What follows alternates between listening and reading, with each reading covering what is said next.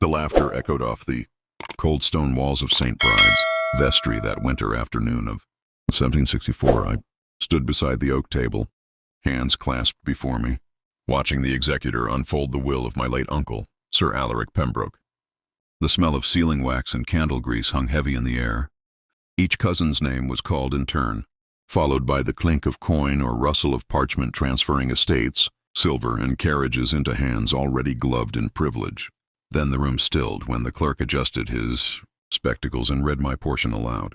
To my niece, Miss Eleanor Pembroke, I leave 1 copper farthing, to remind her that thrift is its own inheritance. A murmur, then a snigger rolled through the assembled kin. Lady Margaret pressed her lace handkerchief to her lips, failing to hide her smirk. Even the parson looked at me with a mixture of pity and curiosity, as if he expected a scene. I gave them none. I merely inclined my head and reached for the coin that lay gleaming dully upon the table. It was small, warm from the clerk's fingers, and unexpectedly weighty, as though time itself had pressed a secret into its face. I heard my cousin Edward whisper, "A fitting token for a spinster who counted coppers while we managed." "Fortunes," his wife tittered. Behind her fan, I might have reddened once, but years of quiet service to my uncle had hardened my pride into steel. I thanked the executor in a voice even and calm. A copper endures longer than applause. "Sir." That earned another ripple of laughter, though not from him. He looked away, uneasy, as if aware there was more in my tone than resignation. As the other heirs signed the register, I noticed a faint residue of wax along the coin's rim, a darker patch where the patina had resisted cleaning. I slipped it into the palm of my glove. Through the prayers of closing and the shuffle of chairs, I felt its shape imprinting my skin, small, circular, deliberate. My uncle had been many things, stern, particular, but never cruel. A single copper seemed too mean-spirited to be his final word to me. When the congregation drifted out into the snow, I lingered. The vestry's candles flickered. Against the polished brass, plaques of past benefactors. I thought of my uncle's voice, weakened but still clear the night before his fever worsened. "Worth lies where none look for it." My girl, those words returned now, hovering like breath over the farthing in my hand. Outside, the carriages carried my cousins away to their feasts and toasts. I walked home through the frosted lane, the will folded in my reticule, the coin pressed between finger and thumb. By the time I reached my small cottage, the insult had cooled into curiosity. I set the farthing upon the writing desk near the candle's glow. The flicker caught the coin's rim, showing something peculiar, a trace of parchment gum, hardened and brownish, clinging to its underside. My heart quickened. Gently I ran a fingernail along it, feeling a raised edge beneath the grime. Not wax, paper, not decoration, purpose. I leaned closer, the candle sputtering with each breath. My uncle's handwriting, perhaps, or a mark hidden? The flame trembled, and so did I. For in that instant, I sensed that what they had mocked might yet prove the truest inheritance of all. Somewhere in the quiet, the clock struck 6, and the wind carried the distant toll of St. Bride's bell. I wrapped the coin in linen, setting it beside my uncle's old quill. There would be time tomorrow to examine it properly. Tonight I simply whispered a prayer of thanks, to him, and perhaps to Providence, for a mystery worth more than gold. The memory of Pembroke Manor rises before me whenever. I smell wood smoke and beeswax polish. It was a house that seemed too proud to admit it was dying. In the early 1750s, its chimneys smoked unevenly. The roof leaked above the west corridor, and the family portraits stared down from cracked varnish as if disappointed that no one had the money or the heart to restore them. I was 20 then, newly orphaned, sent to live with my uncle, Sir Alaric Pembroke, a man both respected and feared in equal measure. He was already growing frail, though none dared say so. Each morning he would descend the stairs with his cane, tapping the rhythm of authority. At meals he spoke of duty, of the family name, of the Pembroke line that stretched back to the days of Cromwell. But when the others had gone, when my cousins rode off to hunt or gamble, he would beckon me to bring his ledgers. "You read with care, Eleanor," he'd say, "not haste. A family endures not by title but by record." I learned more from those hours than from any sermon. The ledgers revealed debts hidden under elegant flourishes, unpaid rents from tenants, loans owed to London merchants, and entries marked only with dashes, payments deferred or forgiven. Even the manor's silver had been mortgaged to sustain the illusion of prosperity. Yet my uncle seemed strangely content in his decline, as though watching the old order collapse amused him in some secret way. My cousins despised that he trusted me with his papers. Edward, the eldest, loved to remind me that women's hands are meant for embroidery, not accounts. Still, when my uncle fell ill in 1758, it was I who sat beside his bed, mixing his drafts, noting his medicine, keeping the fire steady. The physician remarked once that he had seen no niece so devoted. I only smiled. Devotion was easier than idleness. In those long nights, he would speak of change, of the world growing too large for ancient entitlements. "The ledger is the true history of a house," he murmured once. "Those who rid it rightly will inherit what others waste." After his recovery that spring, he had a new box brought from his study, small, iron-bound, and locked tight. He told me, "This is for the one who keeps faith when laughter comes." I thought little of it then, presuming he meant Edward or perhaps one of his sons. Yet I remember him sealing a parchment and calling the clerk to witness. The clerk nodded gravely, and my uncle smiled with the satisfaction of a man who had outplayed an unseen rival. Years passed. The house crumbled further, while the heirs postured over hunting, parties and investments that never ripened. My uncle's sight dimmed, and I read to him from sermons and newspapers. He asked for the Gazette each week, but lingered not on politics, rather on the bankruptcy notices. "Every fall begins with pride," he would say. Remember that. When the fever finally took him in late 1763, I felt a hollowness deeper than grief. I had lost not only the one man who saw worth in my steadiness, but the small sense of belonging his protection had granted me. When the cousins returned for the funeral, they brought their sneers and expectations. The servants whispered that a new will had been drawn. I did not care for its contents until that farthing fell into my hand, polished by the executor's glove, absurd and deliberate. Now, as I look back on those years, I see the pattern forming like ink through linen. The decaying house mirrored the family itself, proud in name, poor in spirit. My uncle's legacy, I suspect, was never meant for those who mistook inheritance for entitlement. Somewhere beneath the derision, beneath the dust of Pembroke's ledgers, he left a test, a final proof of who would read beyond appearances. And perhaps that proof now rests inside a copper coin, waiting to be heard. The snow had begun to thaw when the insult grew legs of its own. Within a fortnight of the will's reading, whispers about my one copper inheritance had traveled from the parish lanes to the polished parlors of York. I could feel the laughter follow me whenever I walked to the grocer or attended Sunday service. The Gazette carried it next, a column tucked between estate announcements and shipping news. A lady of plain means receives a farthing for her virtue, thrift rewarded at last. I recognized my family's mockery even beneath the polite language. I pretended not to care, but gossip has a weight that paper cannot show. When the paper boy called outside my window and the neighbor's maid snickered, I realized how deeply the insult had settled. My cousin's laughter from that day in the vestry echoed in my mind as though the pews still trapped the sound. A week later, an invitation arrived, Lady Margaret's handwriting, looping and smug. "Supper in honor of our late uncle's memory," it read, and a celebration of family harmony. Harmony. The word itself made me shiver, yet curiosity. The manor was warm that night, fires blazing in the hearths, as though to prove the house had not yet lost its grandeur. The guests glittered with silk and self-importance. Edward greeted me with a theatrical bow. "Ah, Cousin Eleanor, our woman of thrift. Have you brought your farthing to bless the table?" The laughter that followed was soft but merciless. I felt my throat tighten, though I smiled as though their cruelty were a jest too small to wound. Dinner began with wine poured generously, stories retold with embellishment. Each toast carried some hidden barb about generosity, legacy, or fortune. When a guest proposed a coin for the best conscience, Edward rose, fetched a small wooden box, and placed it before me. Inside lay a single farthing, my farthing. He must have bribed the executor's clerk to return it. "A family memento," he said, "to remind us all that even the humblest coin has its value, if one knows where to spend it." Something in me went still. I took the coin from its box, weighing it once more in my hand.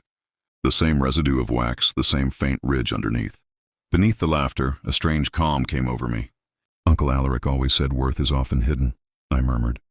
"Perhaps one day you'll discover how right he was." Edward blinked.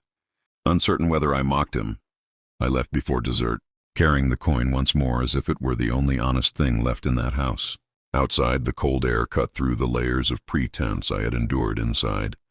As I walked toward the carriage, a young footman caught up to me, breathless. "Miss Pembroke," he whispered, pressing a small folded paper into my hand. "This was left with the vestry clerk. He said it was for you, from Sir Alaric." I stared at the neat fold, my heart suddenly loud in my ears. Back home, I unfolded the note by candlelight. It contained just one sentence. Written in my uncle's unmistakable hand, the farthing was never meant for show. No signature, no seal, only that cryptic reassurance. My breath caught as I remembered the faint stickiness beneath the coin's rim. My uncle had hidden things before, papers, receipts, small keys that opened drawers no one else knew existed. I held the coin up to the flame, turning it until the light struck a tiny seam at its edge. The laughter of my cousin seemed far away now, irrelevant. Whatever my uncle had concealed, it was not ridicule. It was message. I felt it then. The insult had been the disguise. The humiliation a test. I placed the coin beside the note on the table and drew my shawl tighter around my shoulders. The wind rattled the window panes as if the night itself urged me to look closer. Tomorrow I would. I had endured their mockery long enough. It was time to seek my own truth. The morning after the supper, I rose before dawn. The memory of laughter still lodged behind my ribs like a splinter. The farthing and the note lay side by side on the desk, catching the first pale light that slipped through the shutters. I ran my thumb along the coin's edge again. That faint ridge, that stickiness, it was no accident. Something had been fastened there long ago, and if my uncle's words were true, it was never meant for the eyes of mockers. I dressed plainly and wrapped the coin in linen, tucking it into the pocket of my cloak. My first call was to the office of Mr. Felix Dawes, my late uncle's solicitor, a man of 60 with spectacles that magnified his melancholy. He greeted me cautiously as if I carried scandal in my skirts. "Miss Pembroke," he said, gesturing to the cracked leather chair. "I thought the estate business settled." "For them, perhaps," I answered, "but not for me." I placed the Gazette clipping on his desk, then the farthing atop it. "I believe my uncle left something beyond the will." He frowned, leaning closer to inspect the coin. "A curious keepsake," he muttered, turning it in his fingers. Then his expression sharpened. "Do you see? This residue, parchment gum. He used such wax only for sealing papers." He glanced toward a locked cabinet. "Wait here." While he searched, I gazed at the dusty shelves lined with deeds and indentures. The air smelled of ink and old inkstone, honest scents, heavy with the ghosts of signatures. When he returned, he laid 2 documents before me. One was the registered will, the other a draft of it, bearing an earlier date. The seals did not match. "The second page," he murmured, "was replaced before registration. The handwriting differs slightly." A tremor of certainty passed through me. "Replaced by whom?" Mr. Dawes sighed. "Your cousin Edward delivered the final copy himself. I assumed your uncle approved the change. I see now he might not have." He hesitated, then handed me another record, a ledger sheet showing a withdrawal of 327 Mabon in the month before Sir Alaric's death. The entry was struck through, then rewritten in another hand. "I never learned where that sum went," Dawes said. "It was listed as movables not enumerated. Odd phrasing." When I mentioned the vestry, his brows rose. "There was once a trust box kept under the vestry floor, but it hasn't been opened in years. The parish register mentions it, a deposit from 1748. Under Sir Alaric's name." I felt the room tilt slightly, as if the air itself bent toward the truth. "If that box still exists," I said, "then the farthing may be its key." Dawes looked skeptical but intrigued. He offered to send a clerk with me to St. Bride's, but I refused. I wanted privacy, and courage rarely waits for witnesses. That night, back at my cottage, I placed the coin near the fire and warmed it gently on a spoon.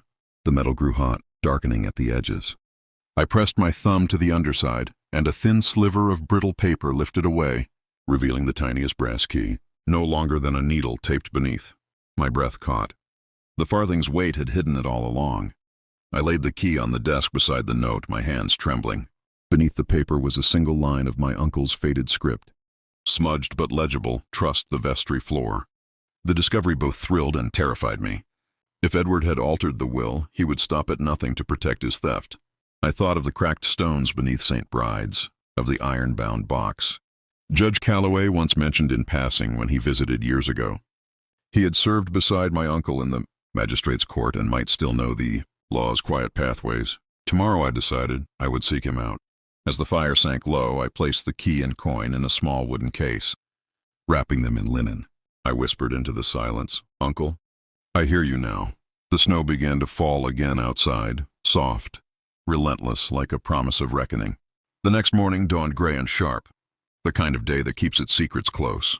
I carried the coin and its tiny key tucked safely inside my cloak as I made my way through the narrow streets toward the edge of town. Judge Henry Calloway's cottage stood behind a garden of frost-bitten hedges, its chimney coughing a thin stream of smoke into the cold air.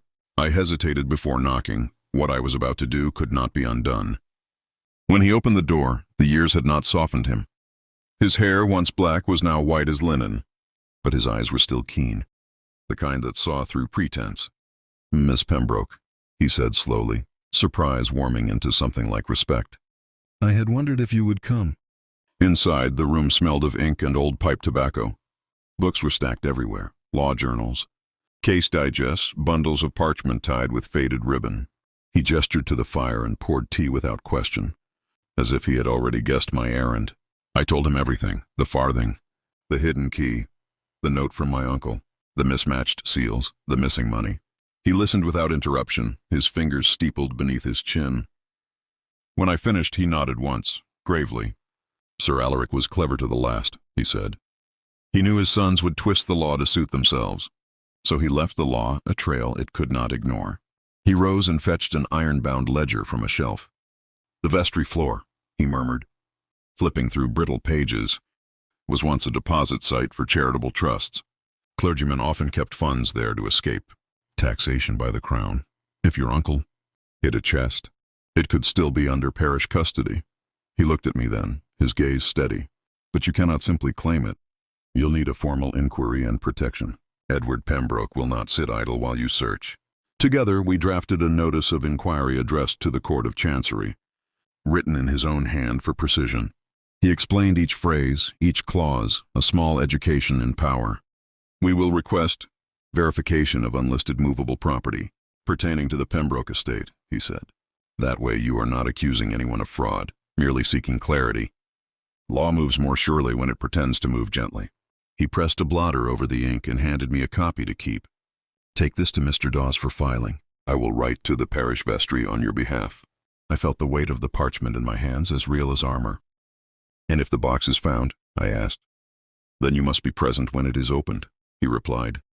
"The moment of revelation must belong to you. Only then will the truth carry the dignity it deserves." Before I left, he added quietly, "You remind me of your uncle. Too much sense to shout, too much pride to bow. But remember, Miss Pembroke, the higher ground is still ground. Stand firm, but do not sink."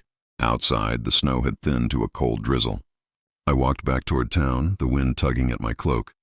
Beneath it, the farthing and the key pressed against my palm like twin heartbeats. For the first time, I felt not the sting of ridicule, but the steadiness of purpose. I was no longer the niece to be mocked at supper. I was the custodian of a promise. That night, I sat at my desk and copied Judge Calloway's letter of surety in my own handwriting, sealing it beside the coin. The candlelight trembled over the parchment as though alive. Tomorrow I would deliver it to the solicitor. Tomorrow the line between mockery and law would begin to shift. The morning of the confrontation began with a silence so tense it hummed. The Pembroke estate lay wrapped in frost. The lawn silvered beneath the weak November sun. I had slept little. Every sound of the clock, every creak of the floorboards above my chamber seemed to echo the question that would not rest. Was I brave enough to meet Edward on his own ground? He was in Father's old study when I entered, seated behind the oak desk as though he had earned it. The same desk where my uncle had once kept his ledgers, his letters, his sense of fairness. Edward looked up slowly, a smile playing at his mouth, thin and sharp as the edge of a knife. "Ah, Cousin Eleanor," he said, "I thought you'd left such matters to wiser men." "I've come," I said, setting the sealed parchment before him, "to ask that you accompany me to the vestry at St. Alwyn's. Judge Calloway has requested our presence for an accounting." He skimmed the letter, the smirk faltering when he reached the seal of the Court of Chancery. His eyes narrowed. "You've gone to the law, then?" I've gone to the truth, I replied quietly. This farthing, I set it beside the notice, and the key attached beneath it belonged to my uncle. You'll recall it was given to me at the reading of his will. I believe it pertains to the charitable trust our uncle maintained with the parish. A chest may still exist, unrecorded and unopened. He leaned back, studying me as though seeing me for the first time. You're cleverer than I gave you credit for. But let me advise you. Cousin, the law is not kind to those who waste its time with fairy tales. My solicitors could bury you in filings before Lent. I met his gaze evenly, perhaps. But it would look quite odd, would it not, to resist an inquiry into one's own uncle's affairs, particularly when the parish records might show where the missing funds went. That landed like a thrown stone. Edward's hand tightened on the letter. The paper crumpled. He rose suddenly, coming around the desk. You don't understand the damage you could do, he said, voice low, almost pleading. There are arrangements, debts you know nothing of. The estate cannot survive scandal. Then it will survive honesty, I said. For a moment I thought he might strike me. Instead he turned away, pacing toward the window. If you open that box, he said, his tone hardening again, you'll find nothing of worth, except your own ruin. You think you're protecting his name, but you're not. You're destroying what's left of ours. I stepped closer, my pulse steady, though my hands trembled. Then let the truth decide what remains. The vestry meets Friday morning. You may attend or not, but the seal has been filed. The inquiry will proceed. When I left the room, I could feel his stare burning between my shoulders. Behind me, the sound of shattering glass rang out. He had thrown his wine decanter against the hearth, a fitting image for our family's veneer of gentility, cracked and bleeding onto the stone. That night, I found a folded paper slipped beneath my chamber door. It bore Edward's hand. Withdraw your petition, or you will regret it. No signature, just those words, pressed into the page so hard they nearly tore through. I burned the note by candlelight, and kept the ashes in the same tin box as the farthing.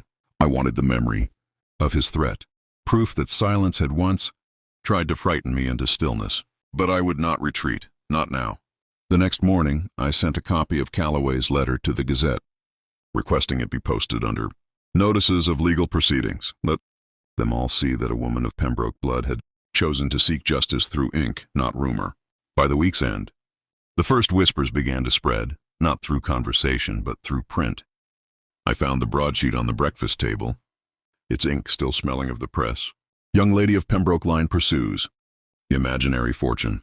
Family in distress. The words struck like cold water. Beneath the headline was a small sketch that bore enough resemblance to me to be cruel. The writer, a concerned friend of the estate, claimed I had been misled by grief into hysterical pursuits, hinting that the poor girl had invented stories of a hidden chest to mask her own impropriety. I folded the page and sat very still. This was Edward's doing. I knew his turn of phrase, his talent for shaping venom into civility. His allies in the Gazette had always loved a scandal polished with respectability. I could almost hear his voice in the lines that spoke of a lady's unseemly curiosity in matters of finance. Outside, the carriage wheels of the postboy rattled past, carrying gossip faster than truth ever could. Within a day, I was being pitied in the market square. Shopkeepers nodded too kindly, and whispers trailed me like a veil. Poor thing, thinks she's a lawyer now. Even the curate at St. Alwyn's avoided my eyes when I passed. That evening, Judge Calloway sent a messenger with a sealed envelope. Inside lay a copy of a solicitor's letter he had prepared in my defense, a formal notice to the Gazette demanding retraction of defamatory matter injurious to the name and peace of Miss Eleanor Pembroke. Attached was a small excerpt of the original charitable deed, the very document Edward had hoped was lost. It bore Sir Alaric's own handwriting, noting the sum of £1,200 sterling, set aside for education of orphans and the advancement of those deprived by rank. It was signed, sealed, and counter-witnessed by the parish vicar. Calloway's note accompanying it read, "Ink for ink, my dear. Never let lies outnumber your proofs." I sat by the fire, tracing my uncle's signature, the bold, elegant loop of the P in Pembroke. That single flourish felt like a voice across time, steady and amused. They could slander my character, but not the ink of the dead.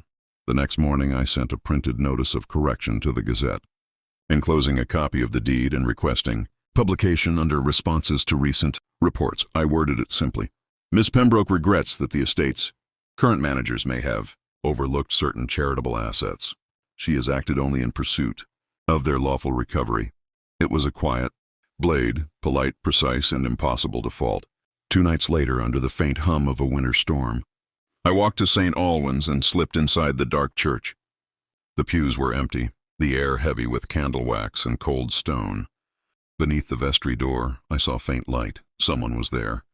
Through the keyhole, I caught a glimpse of Edward and the parish clerk kneeling by the floorboards, tools in hand. They were prying at something hidden beneath the flagstones. My breath caught. I withdrew quietly, my heart hammering. For all his talk of ruin, Edward was desperate to find what he claimed didn't exist. I returned home and wrote down everything I had seen, the time, the date, the position of the moon, then sealed the account in my journal. Let him call me hysterical. The ink would remember. The vestry bells rang early that morning, clear and cold through the winter air. I remember the sound trembling against the frost like a call to judgment.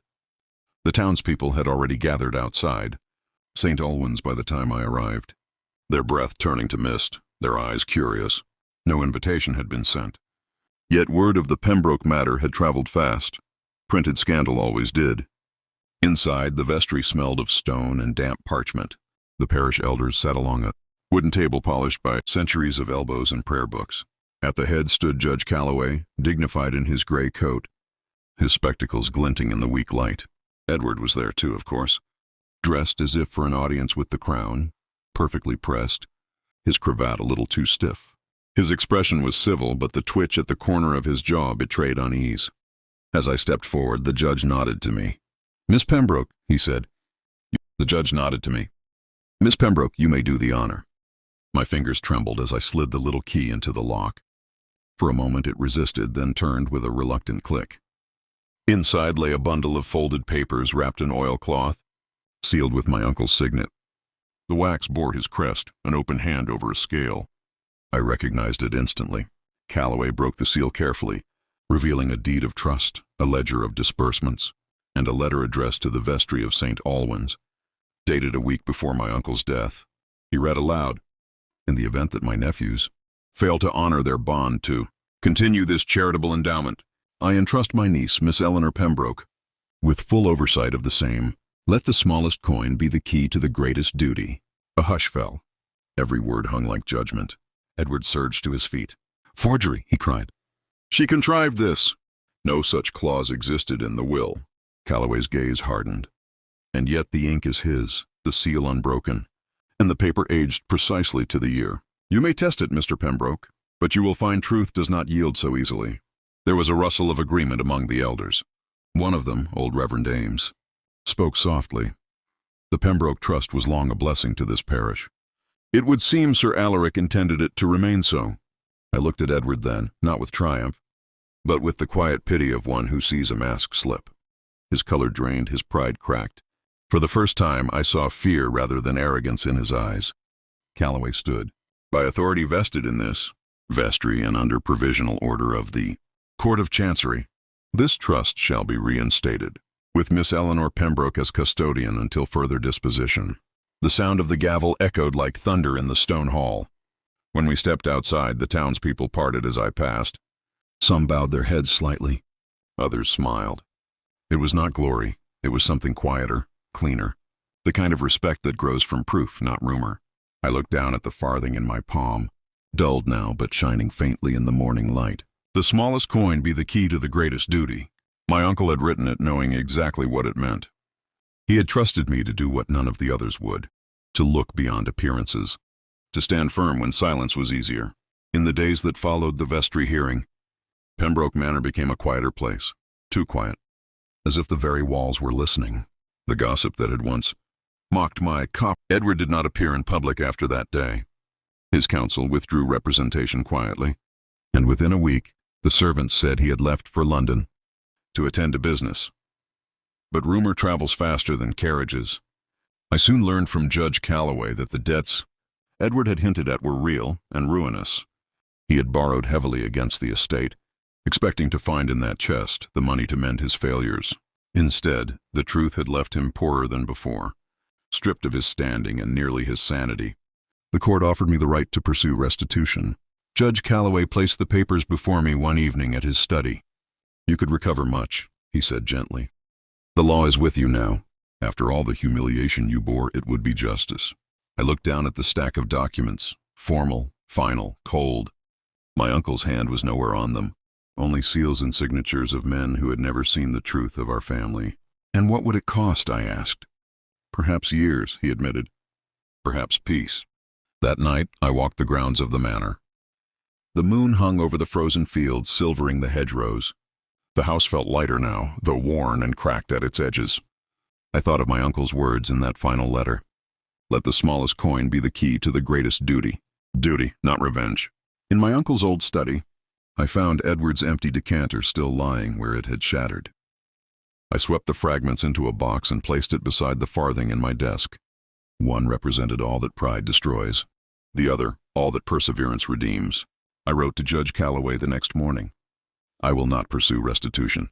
Let what remains of my cousin's pride serve as his penance. The trust will be restored, not expanded by vengeance. The children who learn beneath its roof will be my inheritance."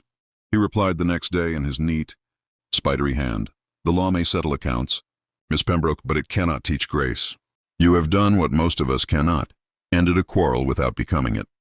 In the weeks that followed, the parish began the quiet process of reviving the Pembroke endowment. Apprentices came to the hall to study reading, figures, and trade accounts. I sat with them sometimes, helping the smallest children write their names, their faces bright and unguarded. They did not know how bitterly that little school had been fought for, and perhaps that was best. The Gazette never printed another word about me, and I never asked them to. The truth, once revealed, did not need to shout. It simply endured. Spring came early that year, soft and green over Pembroke lands. The thaw revealed not ruin but renewal, fields breathing again, gardens pushing through the soil as if the earth itself had decided to forgive. I found myself walking the old path to St. Alwyn's most mornings, the farthing still resting in my pocket. It had lost its shine, yet its weight was the same, small, constant, honest. Inside the vestry, sunlight poured through the high windows, catching dust in golden streams. Where once there had been whispers and suspicion, there was now the quiet scrape of chairs, the rustle of paper, the sound of work beginning. On the long oak table lay the new deed of endowment, freshly inscribed on cream parchment, the ink still drying. Across its heading was the name, The Pembroke Apprentices Trust, followed by my signature beneath the words Custodian and Founding Benefactress. Judge Calloway, older but smiling with something close to pride, supervised the formal sealing. "It will be registered with the Gazette and recorded in parish rolls," he said, pressing the hot wax flat, a matter of permanence. "You've given the law something it can admire for once." Children's laughter echoed faintly from the courtyard, dozens of them, some barefoot, others in coats patched too many times to count. The trust's funds had been used to establish a small schoolroom, a workshop, and a library of practical volumes. I'd sold 2 acres of fallow land to pay for it, but I felt lighter for the loss.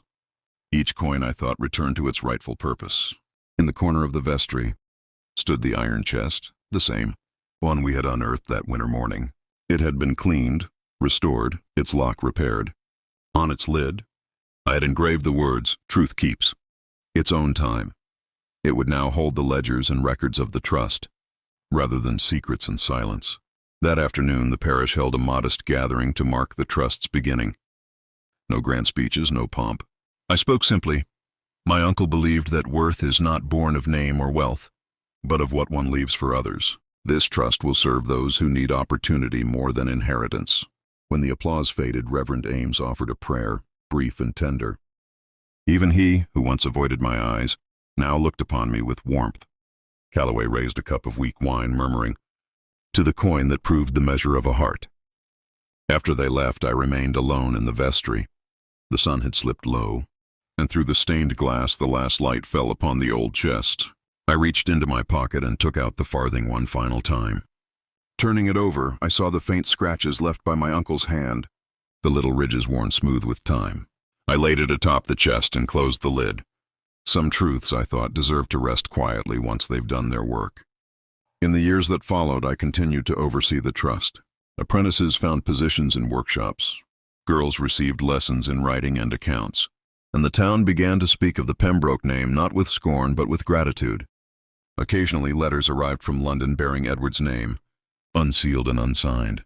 I never replied. Forgiveness, I learned, is not always written. It is sometimes just the absence of bitterness.